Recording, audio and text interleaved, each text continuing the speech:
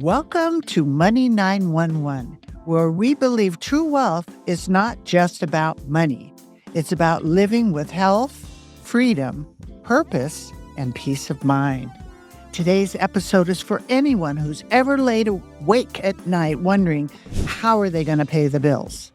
Anyone carrying silent stress, financial pressure, or the feeling that no matter how hard they work, they just can't get ahead. The truth is, millions of good people are trapped in systems they were never taught to understand. But hope begins the moment knowledge replaces fear. Our guest today, William R. Mitchell, has spent decades helping individuals and families break free from overwhelming debt and reclaim control of their financial future. As a nationally recognized attorney, author, and trusted advocate, Bill brings both wisdom and compassion to a conversation that affects nearly every household in America.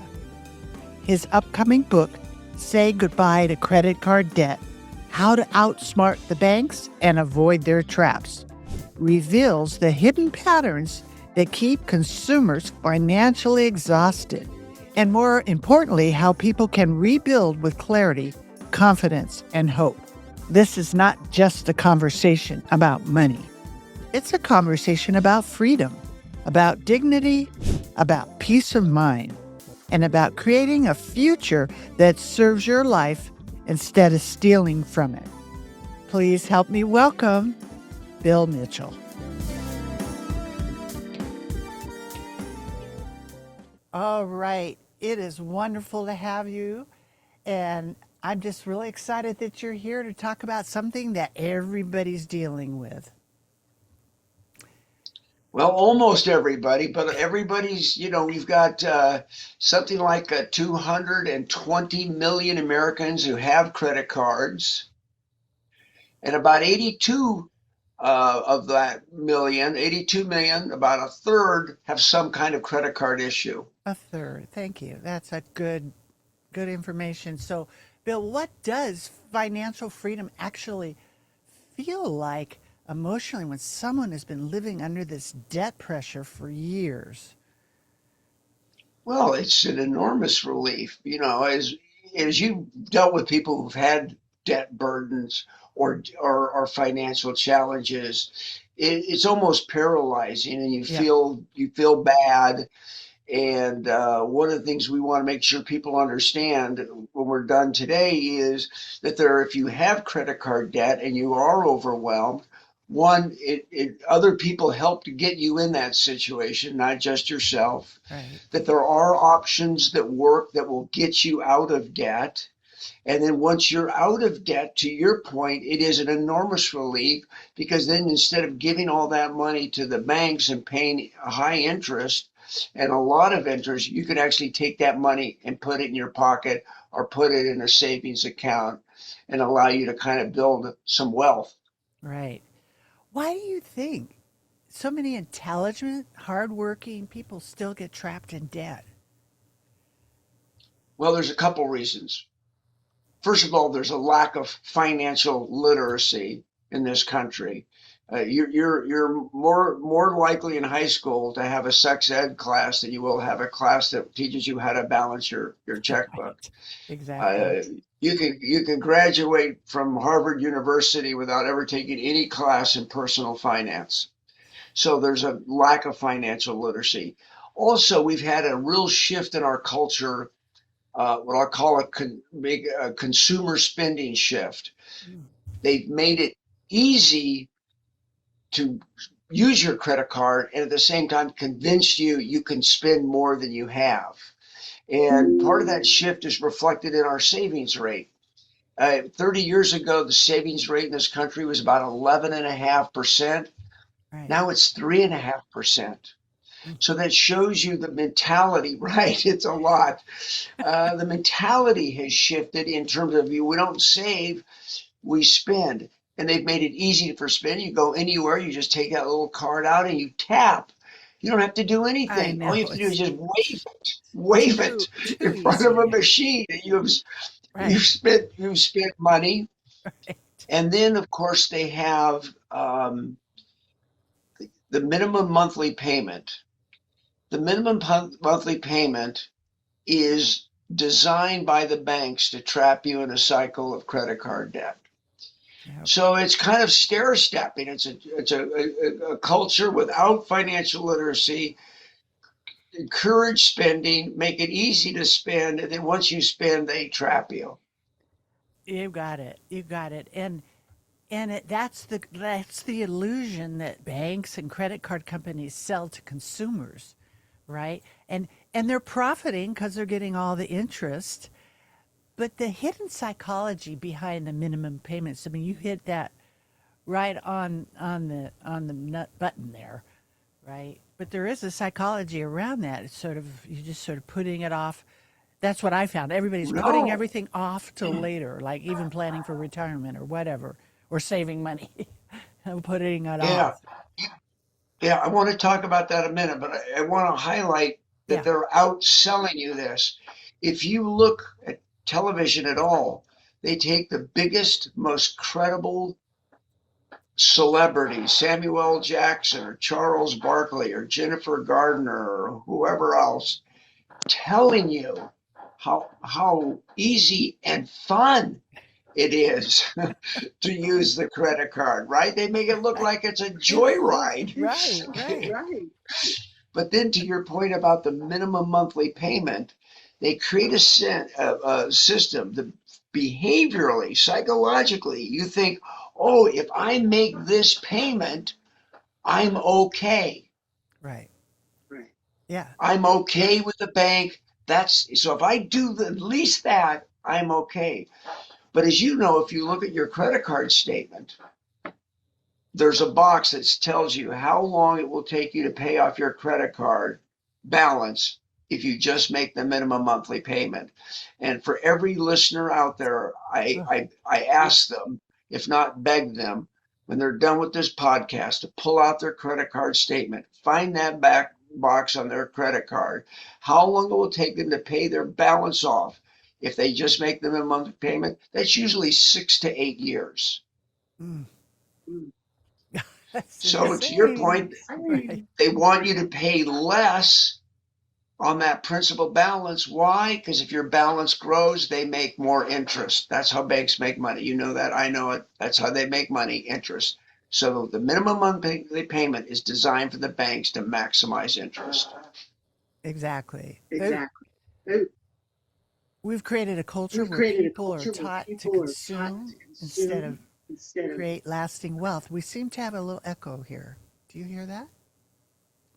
Let me Not on my end. okay, let me just state that again and Hold on. Let me grab a sip of caffeine here. okay.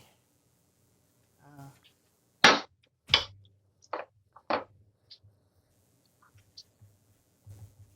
okay, so what I was saying was the financial stress affects people's health, their confidence, and we the cultures we're taught to consume instead of create lasting wealth.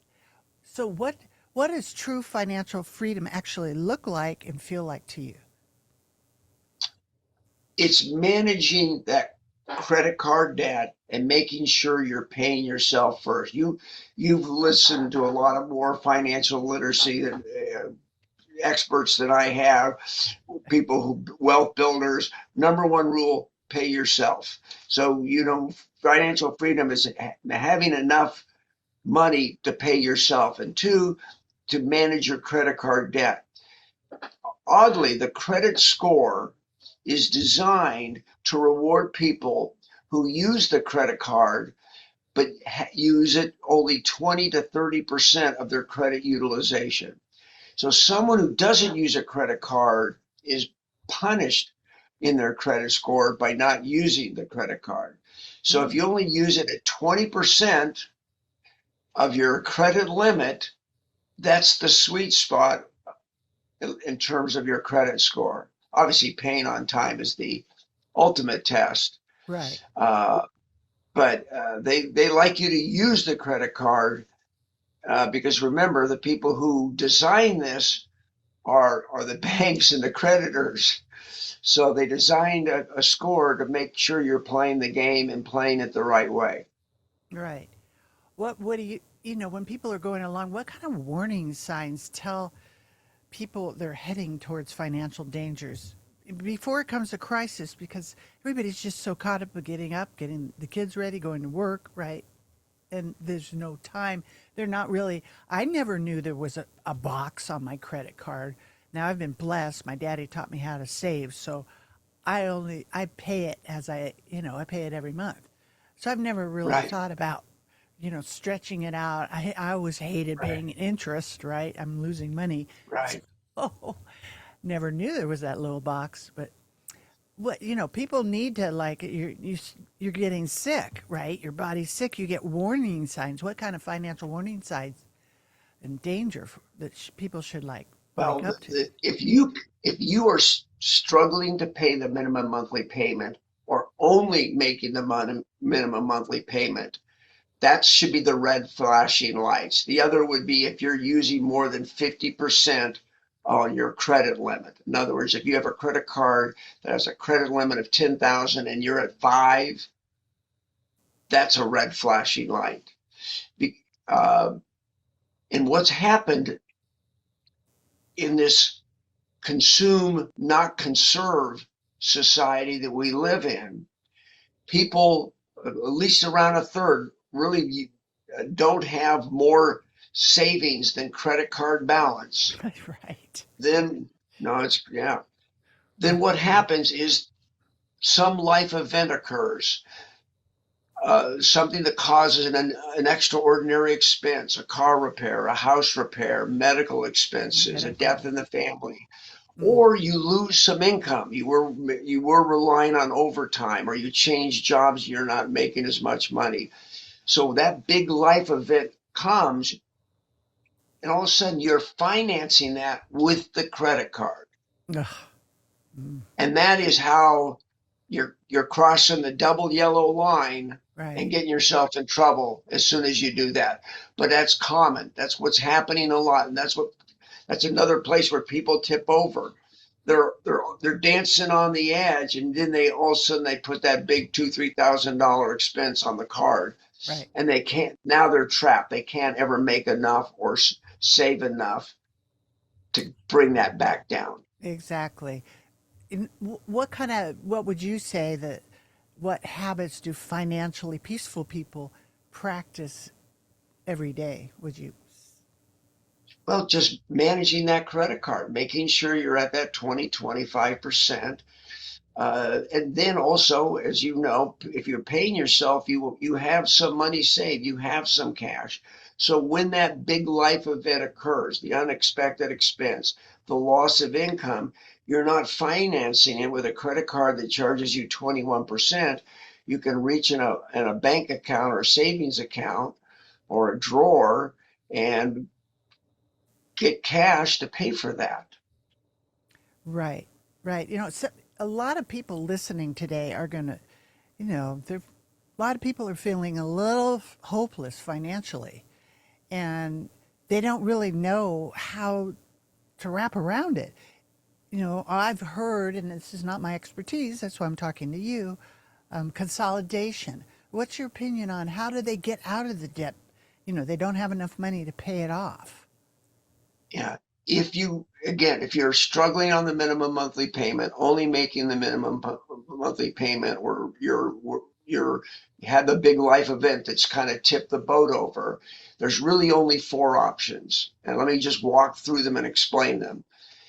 If you have equity in your home, your credit score is still somewhat pretty good, like a 670, you can get a loan consolidation. The advantage of a loan consolidation is you take all that credit card debt that you're paying anywhere from 22 to 26%, put it in one loan where you're paying 11, 12, 13, 14%. So now you're saving money because you're paying less interest. So, but again, not everybody can qualify for the loan consolidation. And if you've waited too long, or you've been in the hole too long, you're not going to get that loan consolidation. So the next option to look at would be credit counseling. Credit counseling, think of it as restructuring your debt. It doesn't reduce the principal balance of your debt. What it does is it basically restructures it. You enter into a payment plan based on what you can afford.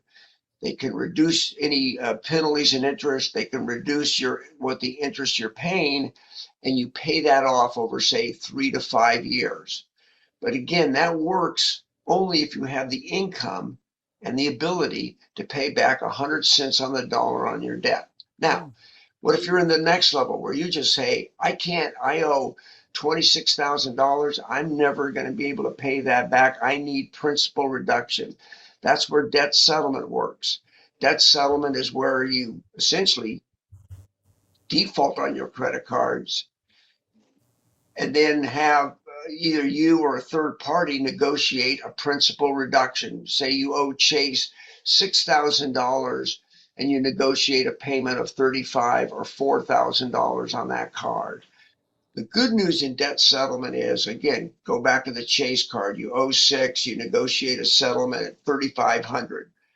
When you're paying that $3,500 over, say, 12 or 24 months, you're only paying against the principal. And when you've paid it off, you've paid off that Chase card. Mm. So that every dollar you're going towards that settlement is a dollar towards principal, not paying any interest. And when you're done, you've paid out that card. Now, if you're in deep trouble, you don't have a lot of equity in a home, you've gone sideways financially for whatever reason, then the last resort is Chapter 7. And so I would always start, if you think you're in pretty good shape, look at the loan consolidation. If you think you're in bad shape, start with Chapter 7 and then work your way up or down depending where you started. Wow, interesting. So you got four different verticals there. So um, Yeah. And Kris, just to add one thing, sure. they all work. Okay. And the job of a consumer is to find out which one works best for you. I have a website called Legal Edge Debt Solutions. On that website, I have information about each of these four solutions. I have an assessment. It's a set of questions. And when you answer the questions, it tells you which option is best for you based on your financial situation and your goals. So that helps take out a little of the guesswork. But again, it's all designed for the consumer to know there are four options. What are the options? This helps you figure out which of those four options works best for you. That's great. That's how everybody should check that out. Give them the name again. Well, it's www.legaledgebdebtsolutions.com. Wonderful. That everybody. I mean, that's very helpful. You don't have to guess about it. If if we could shift from a survival mode into a life of vision and purpose, right? How that literally could help people move into a whole nother path. So if you could Right. read, right? Go ahead. No, it is. And we, I know you shared a little bit of your background to me, but my background is a lawyer, and I've talked to hundreds and hundreds of consumers who are struggling with debt. And I've heard those stories and the stress that they're under and how they got into it. And those stories are common. Often it's very similar situations that gets people into debt. And again, they're struggling to figure out what solution works best. And while getting out of debt is not a fun process, Right. once you're out of debt, it's like walking out of prison on a sunny day. Mm. Right. So a lot of it is the mindset, right? To what it has a huge role when you say in escaping the debt and creating long-term care, long-term freedom from all of these bills. right? Because you got to have Right, you got to have the attitude to do it. right. You have to, right, exactly, exactly. And it takes a little bit of work. It takes work and honesty to say, hey, I'm in trouble. I need help. Right. And then it takes some effort and optimism to say, hey, I need to get out of this. So if you could rewrite the financial education system in America, what would you teach first? Well, I would start with just, understanding uh, a simple income statement. An income statement, as you know, shows income and expenses and then what's left over. And you need to start thinking in that way. I've got so much income, I've got this many expenses, and then there's got to be a little left over. And whether it's a family, one person, a Fortune 1000 company, the mindset is the same. What's the income? What are my expenses? And then what's left over. And then the next part is just like a financial statement is it's a system that tracks that. So you know what your income is, what your expenses are. So it's not guesswork. Right. So many people will look at their bank account and see that they have money and that's the only thing they're tracking. Right. So Right. It seems so I have a positive simple. balance. Yeah. Or Right. I have money left. I have money left on my credit line, and so I have money. Right. Yeah, it's not that simple. Yeah. Right. Exactly. And it seems so simple, right? It's Right, been clouded. And we talked before we pushed the record button that you've right. really personally, asked you some questions. You've literally dedicated yourself to helping people escape this financial trap, right? Right. You again, you've met people. You had your legacy wealth practice. Mm-hmm. You've had people. You've met them face to face. Talked to people over the phone. Almost all of my clients that I talk to are over the phone, and you hear their story and and my what I've done in the debt relief. I can easily talk to somebody in Minnesota or Tennessee or North Carolina or Ohio, and lots and lots of this country's full of lots of nice people who Right. can easily get sideways Right. because of the spending culture and how the banks try to trap you with minimum monthly payment, and then something happens in their life and they're in trouble. And I just kept hearing that conversation. And the problem is when you're in that situation, a lot of companies target you. And let me just explain this briefly. Your credit information is for sale. Mm. The credit reporting agencies sell your credit information. So if you're in trouble, it shows up on your credit report. And Right. marketing companies go to the credit reporting agencies and say, I want the people who are in trouble. I want you to send me a list of everybody in these zip codes who missed their last credit card payment. I want everybody in this zip code who has a utilization rate of over 60%. Mm-hmm. Now they have that information. And what do they do Right. with that information? They send you a loan offer. They call you on the phone. They text you. Right. They're selling you something. So right when you're getting struggling with debt, you have a bunch of salesmen calling you, selling you their solution. You have no Yeah. idea whether that solution is the right solution for you or whether this company's even credible or not. Exactly. That's the other thing I heard only about 726 times is people were sold the wrong solution or they got into a program, a debt relief program or a loan program that they didn't fully understand. Right. Do you make recommendations of, in On legal edge debt solutions, you take the assessment. It says credit counseling. I refer you to a particular credit counseling company that I know that works, and okay, they have national reputation, and they do. Been in business 30 years, so yes, okay. anyone I recommend off that is somebody who's been vetted. So if someone listening today is feeling hopeless financially, What's the first step they should take this week? Well, I mean, just for the information, again, Legal Edge Debt Solutions, it'll give them information about what the options. Again, if you have a financial problem, you need information to figure out what are my options. And there are four, as I said, all of those options work. Find the one that works for you. That's the key. There are other sources. There's other books. You can there's 5 or 6 books on Amazon that talk about getting out of debt. Um, I'm sure there's other websites, but the key is to get the information you need to figure out which of those four debt options works best for you, and then take action. Yeah, Push right. the button. Take action. Exactly. Exactly. Yeah. And And by it's the way, sure.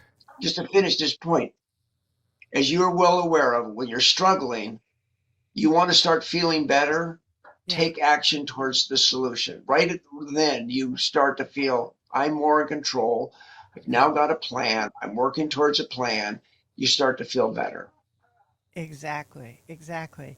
And so what do you think, and this is just obvious, but if the parents aren't doing it, then the children are never going to be taught. You can't rely on the educational system. You almost have to have, a special program inside your family to teach people, teach the kids and everybody how to save.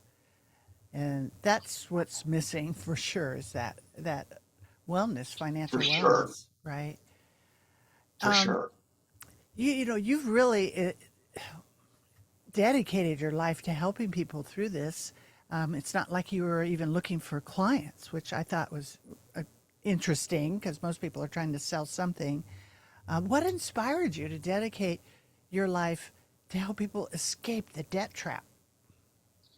Well, Chris, it hasn't been my whole life. It's only been the last few years, but it was, Yeah, okay. again, talking to consumers who are struggling with debt. And Okay. you hear it in their voice. You hear their stories. There was a elderly couple in Missouri, and I just never forget this one because, again, elderly couple, their daughter had a drug issue. So the two grandkids move in with them, and they put their daughter's rehab cost on their credit card. Mm. Now they're sideways in debt. They didn't, you know what I'm saying? And you hear Oh, those stories, I and do. I I could do. give you 5 more that are No, every I bit hear. as bad. I hear you. Yeah, And yeah, you hear those stories and you realize there's just good people who need help. And then you exactly. also hear that the salesman gets them on the phone, Yeah, right, says, hey, you think you're going to get a loan offer. Next thing you know, you're signing up for a debt settlement program, and they really don't tell you everything about it. right, It might be the right solution, but there's always things that the salesman doesn't tell you. So information is a great way to avoid being trapped even further when you're in debt. Again, when you're in right, debt, the last thing you need to do is a solution that doesn't work for you. You want to find something that works, right. starts getting you out of debt. Exactly. So, in your eyes, what's true financial empowerment look like beyond just having money? Well, but you know what? That's that's what a decision everybody gets to make, whether it's travel, what kind of travel. I know people that their ideal vacation is camping in the mountains. I was in Me too. Idaho a few weeks ago, and Oh, I nice. love the mountains and it's beautiful. And other people want to sit by a pool in a nice resort and Right, have somebody bring you cocktails. So right, the right, point is, you want to get in the position that whether it's poolside or campfire side, that you're able to have the ability to achieve that. that's wonderful. Yeah, I totally agree. So, if you want to leave everybody with one cherry on the top of anything else that maybe we missed or let you like to share. No, I just again, if number one, realize the system is designed to trap you into debt. When you realize you're trapped, get the information you need to get out. Remember, Legal Edge Debt Solutions is a way to help get that information. There's other sources, but that's a one-stop shop that gets you both the information you need and connect you with the solution, and then to take action. And then the whole time you're thinking about it, you can sit in your head and decide, do I want to be campside or do you want to be poolside? Right. So, There you go. I'll be camping with you for sure. okay. I like the mountains and the wildlife for sure. Yep. Bill, it's been refreshing that people can have some hope, and then thank you for setting this site up. You know, I'll be telling lots of people about it, at least a third of who I talk Perfect. to, or a third of Perfect. who's listening, and pass on the good information. So, thank you so much for joining us today. Thank you. I really appreciate the time and appreciate you having me on. Thank you, Kris. All right. What a powerful and timely conversation with William R. Mitchell. Today's episode reminds us that debt is not just a financial issue, it is emotional, relational, and deeply personal. But no matter how overwhelmed some people may feel today, there's always a path forward when wisdom, courage, and hope come together. Bill, thank you for sharing your heart, your expertise, and your commitment to helping people move from financial fear into financial freedom. Debt is not your destiny. And to all our listeners, remember this: your past does not define your future. Your setbacks do not define your worth. And one wise decision today can begin changing the course of your life tomorrow. If this episode inspired you, please share it with someone who may need encouragement, clarity, or hope around their financial journey right now. And be sure to subscribe to Money 911 for more transformational conversations designed to help you create more health, wealth, and peace of mind. Until next time, live inspired, live empowered, and remember, financial freedom is not just about surviving life. It's about creating the life you truly love. I've created the Safe Money Blueprint. This is the same strategy that thousands of my clients have used to feel secure about their financial future. And you can get it free at healthymoneyhappylife.com/blueprint. There's so much to learn about healthy money. I hope today's discussion brings you one step closer to securing and protecting your future. So you can get started on the right foot, go to meetwithkrismiller.com and schedule your free financial fitness strategy session. Thank you for listening, and please subscribe to Money 911 so you don't miss our next episode, which includes health, wealth, and peace of mind.